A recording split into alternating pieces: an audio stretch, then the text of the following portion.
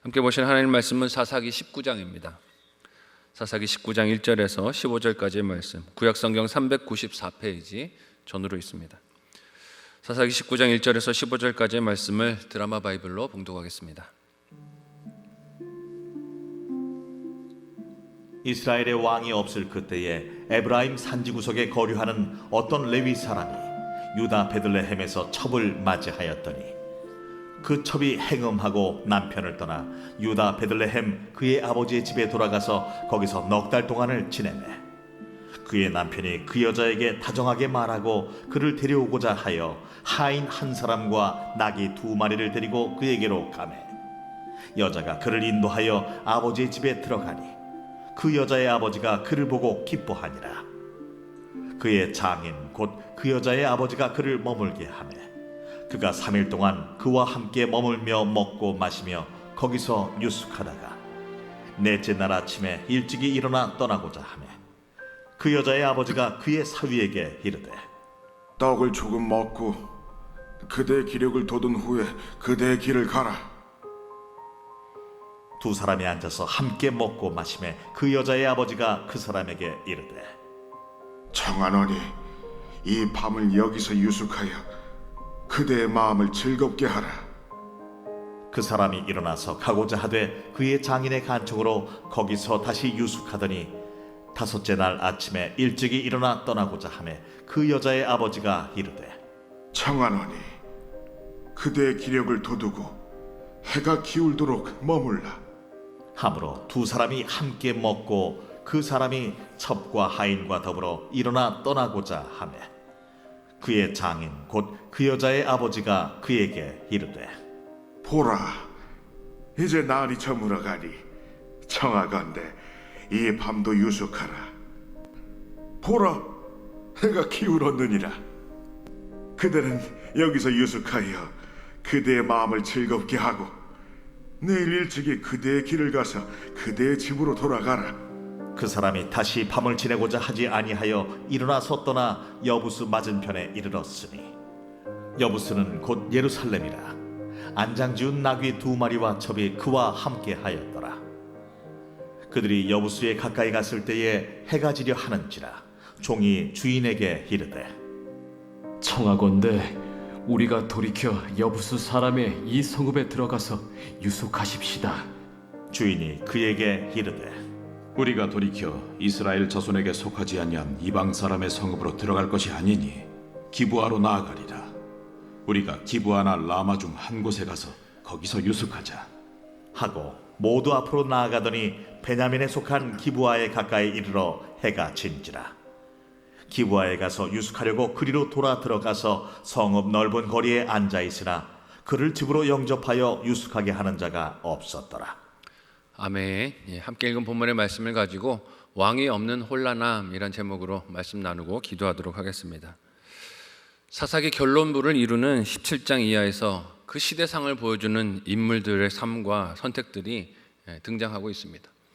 근데 이 사사시대 인물들의 삶의 모습들은 사실 당시 세상만 보여주는 것이 아니라 오늘 우리 시대를 비춰주는 거울이기도 할 것입니다. 17장에서 미가라는 인물의 타락한 인생의 그 신앙과 삶을 보여준 사사기 말씀이 19장까지 오면서 도덕적으로 타락했던 레위인 청년의 모습, 그리고 단지파라는 집단의 공동체의 모습까지도 우리에게 보여줘 왔습니다. 점점 범위가 넓어져 가는 것을 볼 수 있어요. 한 개인에게서 한 지파에게로. 그리고 우리가 무엇을 예상할 수 있습니까? 이제는 온 이스라엘이 그렇겠구나 하는 것을 예측해 볼 수 있습니다.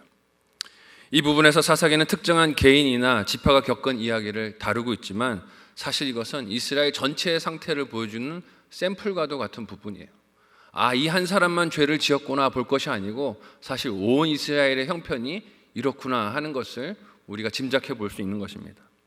오늘 본문은 이스라엘의 형편을 우리에게 어떻게 설명해주고 보여주고 있습니까? 함께 본문 1절에서 3절을 한 목소리로 읽어보도록 하겠습니다. 같이 읽습니다. 시작.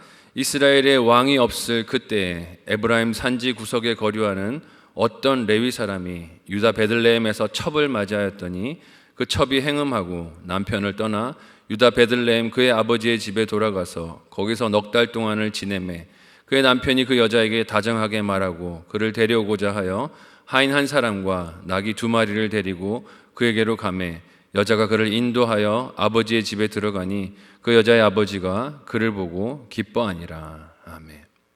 오늘 본문은 이 이야기가 이스라엘에 왕이 없던 때였습니다 라고 설명하고 있습니다. 이는 사사기 전체의 주제가 말하듯이 각자가 소견에 오른 대로 살던 시대였다라는 것을 보여줍니다. 그럼 그 소견에 오른 대로 자기 뜻대로 판단대로 사는 것이 구체적으로 어떤 모습인가 궁금하지 않겠습니까? 그걸 지금 말씀이 우리에게 보여주고 있는 것이죠. 그 질문에 대한 답을 오늘 본문이 우리에게 펼쳐놓아 우리 눈으로 보게 합니다. 비록 하나님께서 이스라엘의 왕이시지만 그 왕을 깨닫지도 따르지도 않던 사사시대였습니다. 그때 이스라엘 백성들의 삶은 혼돈 그 자체였어요.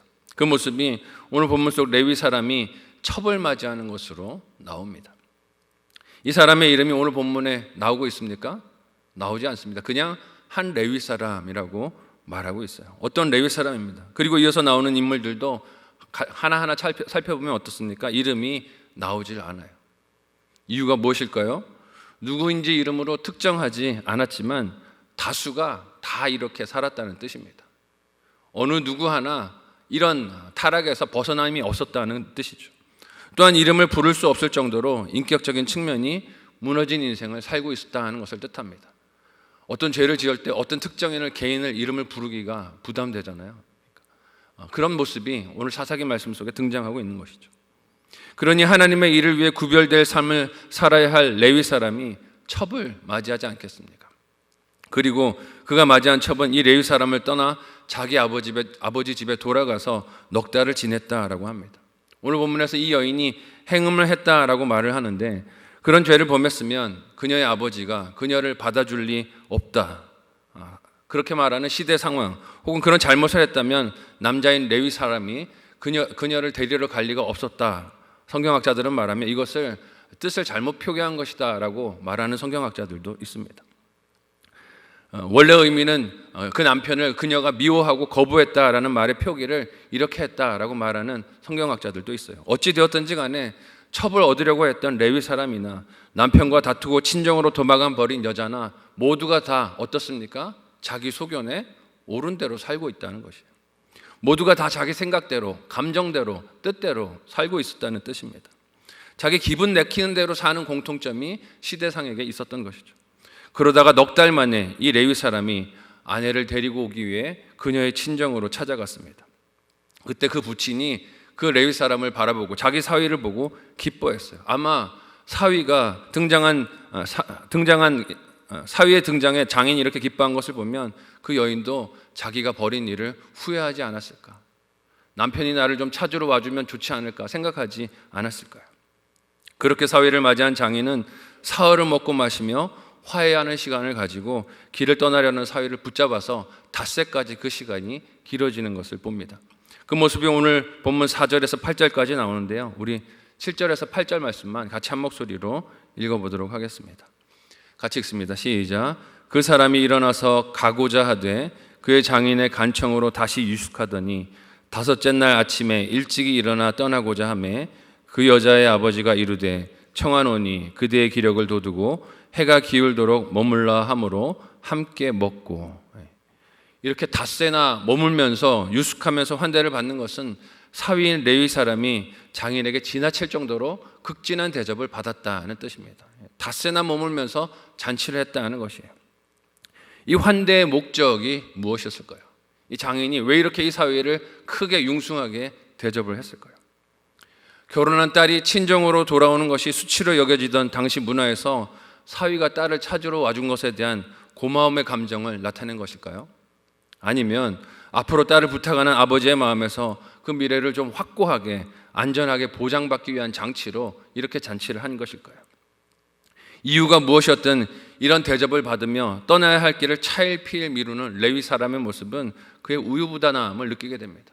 집으로 돌아가야 되는데 장인이 잔치해주고 먹을 것을 주니 거기에 취해서 계속 거기서 시간을 보내고 있었다는 것이죠.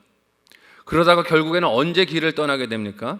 함께 오늘 본문 9절에서 12절 말씀을 한 목소리로 읽어보도록 하겠습니다. 같이 읽습니다. 시작. 그 사람의 첩과 하인과 더불어 일어나 떠나고자 하매 그의 장인 곧 그 여자의 아버지가 이르되 보라 이제 날이 저물어 가니 청하건대 이 밤도 유숙하라. 보라 해가 기울었느니라. 그대는 여기에 유숙하여 그대의 마음을 즐겁게 하고 내일 일찍이 그대의 길을 가서 그대의 집으로 돌아가라 하니 그 사람이 다시 밤을 지내고자 아니하여 일어나서 떠나 여부스 맞은편에 이르렀으니 여부스는 곧 예루살렘이라. 안장지운 나귀 2마리와 첩이 그와 함께 하였더라. 그들이 여부스에 가까이 갔을 때 해가 지려 하는지라. 종이 주인에게 이르되 청하건대 우리가 돌이켜 여부스 사람의 이 성읍에 들어가서 유숙하십시다 하니 주인이 그에게 이르되 우리가 돌이켜 이스라엘 자손에게 속하지 아니한 이방 사람의 성읍으로 들어갈 것이 아니니 기브아로 나아가리라 하고. 아멘. 미루다가 닷새째가 되어서야 길을 나서게 됩니다. 그런데 그것도 언제 나섭니까? 아침에 일찍 가는 게 아니라 오후가 돼서 해가 저물려고 하는 시점에 떠납니다. 이렇게 미련할 수가 있을까요? 가야 할 여정에 대해서 주의를 기울였다면 그는 일찍 출발했을 것입니다. 이를 만류하는 장인의 요청을 뿌리치면서 길을 떠날 레위 사람은 여부수족 속에 사는 지역에 이르렀는데 해가 져서 더 이상 갈 수가 없는 형편에 이르게 됐어요. 그래서 하인이 뭐라고 말합니까? 우리가 여기서 유숙하고 지내고 다시 길을 갑시다 제안을 합니다. 하지만 이 레위 사람은 받아들이지를 않아요. 이유가 무엇입니까? 그들은 이방 민족이니 유숙을 하더라도 동족인 이스라엘 사람들의 땅에 사는 것이 낫겠다는 것입니다. 그러나 여러분, 이제까지 사사기 말씀이 흘러오면서 이스라엘 백성들이 보인 모습을 보면 어떻습니까? 그들은 가나안 사람과 다를 게 하나도 없습니다. 내 동족 이스라엘 사람이라고 하지만 그들의 형편은 실생활은 그렇지 않았다는 것이요. 가나안 사람과 다를 것이 하나도 없었어요. 이방인과 다를 바가 없었습니다. 왜냐하면 이스라엘 백성들은 그곳 가나안 사람들과 함께 지내는 것에 고민이나 거리낌이 없었기 때문이에요. 그들이 섬기는 우상을 똑같이 섬겼습니다. 쫓아내지도 않았어요. 종으로 그들을 부리면서 그렇게 함께 섞여서 살고 있었습니다. 그런데 이 시점에 와서 이스라엘의 성읍으로 가자라고 말하는 것이에요. 그런 그들의 상황을 생각하면 지금 레위 사람이 이방인을 운운하는 것이 구차해 보입니다. 왜 이 레위 사람은 굳이 이스라엘의 성읍으로 가자고 했을까요? 아마 장인에게 받았던 그런 호화로운 대접을 동족인 기브아 사람들에게 받을 것이라고 기대하지 않았을까요? 장인이 닷새나 자신을 융숭하게 대접해 줬으니 이스라엘 성읍에로 가면은 나도 그런 환대를 받겠지 기대했을 것입니다. 그러나 이는 이 레위 사람이 이스라엘의 현실을 몰라도 너무 모르는 형편이라는 것이죠. 왜냐하면 이 이스라엘 백성들은 거룩한 백성으로서의 정체성을 잊어버리고 있기 때문입니다. 가나안 사람과 똑같아져 있었어요. 그래서 어떻게 그 여정이 흘러가게 됩니까? 함께 오늘 보면 13절에서 15절 말씀을 같이 한 목소리로 읽어보도록 하겠습니다. 같이 읽습니다. 시작. 또 그 종에게 이르되 우리가 기브아나 라마 중 한 곳에 가서 거기서 유숙하자 하고 모두 앞으로 나아가더니 베냐민에 속한 기브아에 가까이 이르러 해가 진지라. 기브아에 가서 유숙하려고 그리로 돌아 들어가서 성읍 넓은 자리에 앉아 있으나 그를 집으로 영접하여 유숙하게 하는 자가 없었더라. 아멘. 동족인 기브아 사람들의 환대를 기대하면서 먼 길을 무릅쓰고 베냐민 지파에 속한 그 기브아 땅에 들어갔지만 맞아주는 사람이 있습니까? 없습니까? 없습니다. 아무도 나그네를 맞아들여 영접해 주지를 않아요. 나그네인 자신, 특별히 레위인이었던 자신을 맞아주는 사람은 그 땅에, 그 성읍에 아무도 없었습니다. 오늘날은 나그네를 봐도 못 본 척하며 지나치는 일들이 일반적인 가치가 되어버렸지만 고대 사회에서는 그렇지 않았어요.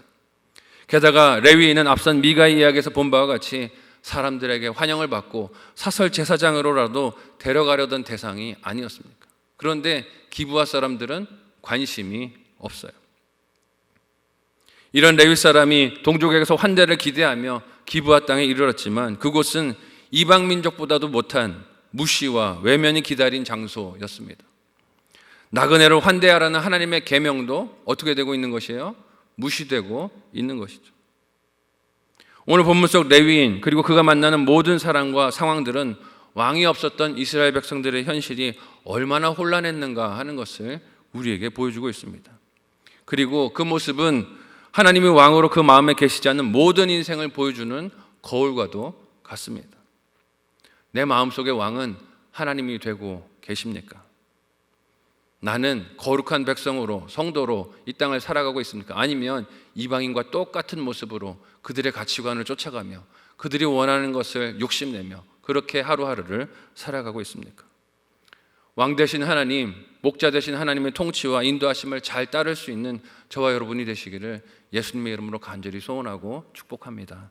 아멘.